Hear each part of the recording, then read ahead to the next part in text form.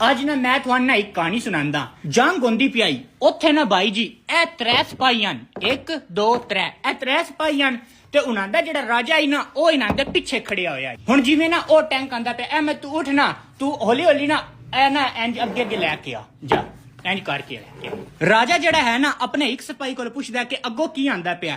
ਸਿਪਾਹੀ ਆਖਦਾ ਕਿ ਅੱਗੋਂ ਟੈਂਕ ਆਂਦਾ ਪਿਆ। ਰਾਜਾ ਪਤਾ ਕੀ ਆਖਦਾ ਮੈਨੂੰ ਬੇਵਕੂਫ ਨਾ ਬਣਾ, ਮੈਨੂੰ ਸਹੀ ਸਹੀ ਦੱਸ ਅੱਗੋਂ ਕੀ ਆਂਦਾ ਪਿਆ।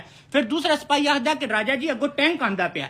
ਫਿਰ ਉਸ ਤੋਂ ਬਾਅਦ ਉਹ ਤੀਸਰੇ ਕੋਲ ਪੁੱਛਦਾ ਕਹਿੰਦਾ ਕਿ ਅੱਗੋਂ ਕੀ ਆਂਦਾ ਪਿਆ। ਉਹ ਆਖਦਾ ਕਿ ਅੱਗੇ ਟੈਂਕ ਆਂਦਾ ਪਿਆ। ਉਹ ਆਖਦਾ ਅਗਰ ਜੇ ਤੁਸੀਂ ਹੁਣ ਮੈਨੂੰ ਸਹੀ ਤਰ੍ਹਾਂ ਨਾ ਦੱਸਿਆ ਕਿ ਅੱਗੋਂ ਕੀ ਆਂਦਾ ਪਿਆ ਮੈਂ ਤੁਹਾਨੂੰ ਮਾਰ ਦੇਣਾ।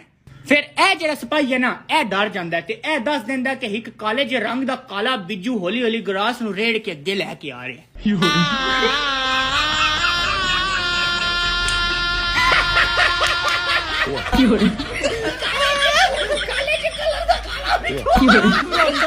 ਕਾਲੇ ਦੇ ਲਿਬਾਸ ਦੀ ਸ਼ਕੀਨ ਕੁੜੀ ਦੂਰ ਦੂਰ ਜਾਵੇ ਮੇਰੇ ਕਾਲੇ ਰੰਗ ਤੋਂ